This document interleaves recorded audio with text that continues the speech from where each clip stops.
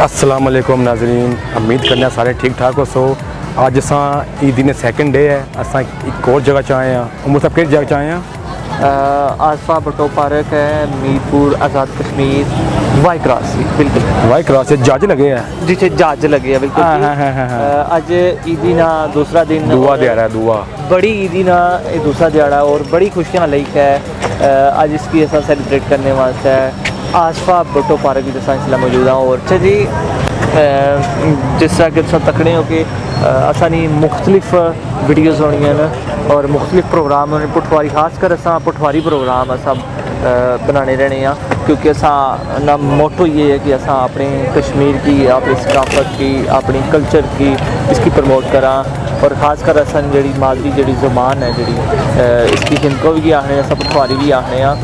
और इसकी अज वैसे ईद ना दूसरा दिन है और बड़ी ईद ना दूसरा दिन सेलिब्रेट करने वास्ते है, क्योंकि बड़ा त्यौहार है, बड़ा दिन है, तो उसकी सेलिब्रेट करने वास्ते अज अस आصفہ भट्टो पार्क की आए हैं।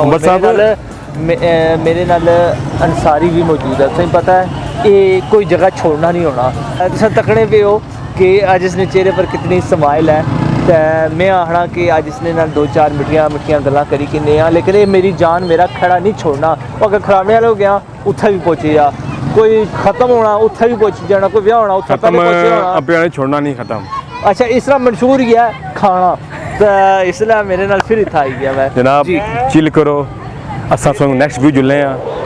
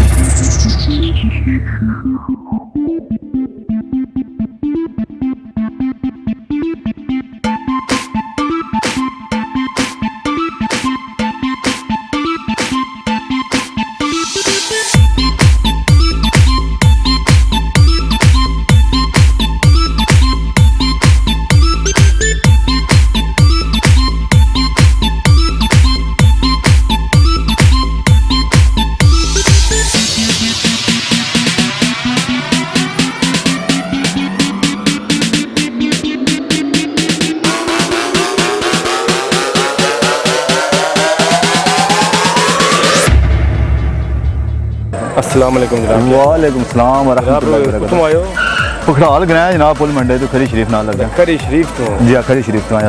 ईद कैसी गुजरी तुम? ईद अल्हम्दुलिल्लाह जनाब, मैं टैटो टैट गुजरी है शबाजू की यादगार करके। टैटो शबाज कौन है? वज़ीर आज़म की जानने साडे की उसकी शबाजू आने साडे ग्रां ना। अच्छा अच्छा अच्छा, इन्ना की पता ही तो नून लीग कितना मनने ना मनने आ, दिल नाल मनने आ, पर जुतियां नाल ना मनने। बाकी अल्लाह ने उसमें सारा मनने आ। अच्छा, क्या महसूस कर रहे हो इस महंगाई ने दौर विच कैसी गुजर बसर हो रही है तुसानी? महसूस तो बड़ा कुछ होने राती जिसलै सहने आ, पर कुछ दस ना सकने होना। जिसलै सोने आ बिजली टूट जानी है, लाइट, पर बहुत याद करने हैं। बिजली ठीक है, 3-4 दिन बिजली तो ईद है ना, ईद भी ठीक की है। ईद तू बात हक ले फिर ना जनाब तुसा तोलियां ना किसी गल कदे असा तो रज रज सुबह शाम में जनाब दिहाड़ी तोलने रहने। अच्छा, महंगाई ने तुम सताए भी हुए आए हो, क्या महसूस करने हो इस पार्क विच? महंगाई तो चलो एक साइड पर रखी सुनने पार्क छोड़ो इधर सच्ची पूछो और कुछ दसो सर। महंगे भाई ने क्या सताए में जनाब, इंजॉय करने आए हैं, दिल की सुकून देना। ये जाकत का क्या नाम है? इस जैकेट ना ना राजा नुमान है जनाब मेरी, सोधिया तू ही आया, इसकी फेरन तोड़ना आया। अच्छा अच्छा। राजा असद है जनाब मेरी, राजा फान ना निक्का है, SHO ना निक्का जनाब मेरी, SHO साडे ना। राजा वकास है जनाब मेरी, एक गिरान है असम शेर हां भाई हां पे। अच्छा, नुमान साहब सा की वेलकम आखने आसा अपने प्रोग्राम विच ते सोधिया विच रहने हो जी। ते इस पिछली ईद जेडी सोधिया च कीती है इथे क्या महसूस कर रहे हो इत्थे आई के? पिछले साल तुसां सऊदीया विच गुजारिया और इत्थे तुसां आए हो, इस साल तुसां इस ईदी की सेलिब्रेट कर रहे पे हो, खास कर ईद कुर्बान आज दिन है। सेलिब्रेट तो अच्छा कर रहे हैं, शुक्र अल्हम्दुलिल्लाह। तो लेकिन ये है कि महंगाई बहुत ज़्यादा हो गई है, उधर लोड शेडिंग ज़्यादा है। तुसां की महंगाई क्या है? तुसां दा 12 ना पैसा आंदे या माल खुला आंदे है? ਅਸੀਂ ਕਮਾਉਂਦੇ ਹਾਂ ਉਮਰ ਸਾਹਿਬ ਉੱਥੇ ਕੋਈ ਬੂਟੇ ਨੇ ਪੈਸੇ ਨਹੀਂ ਲੱਗੇ ਹੋਣੇ, ਉੱਥੇ ਵੀ ਮਿਹਨਤ ਕਰਕੇ ਕਮਾਉਣੇ।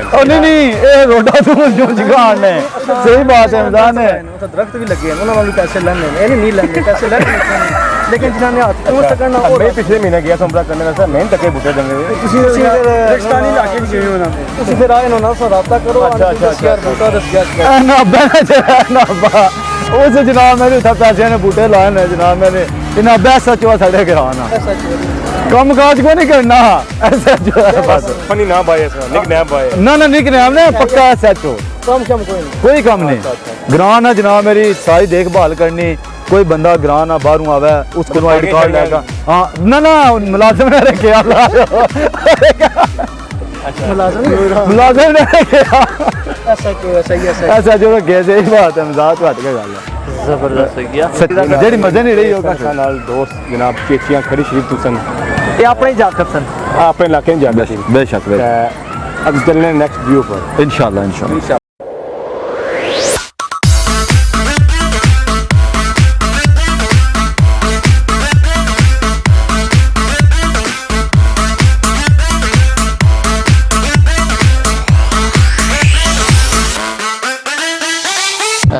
जिस तरह कि तुसें की पता है कि असां इसलै आसफा भट्टो पार्क विच मौजूद हाँ और तुसां तक्की सकने हो असां ने बिल्कुल सामने असां ने दोस्त न इकराम साहब, क्या नाम सुना?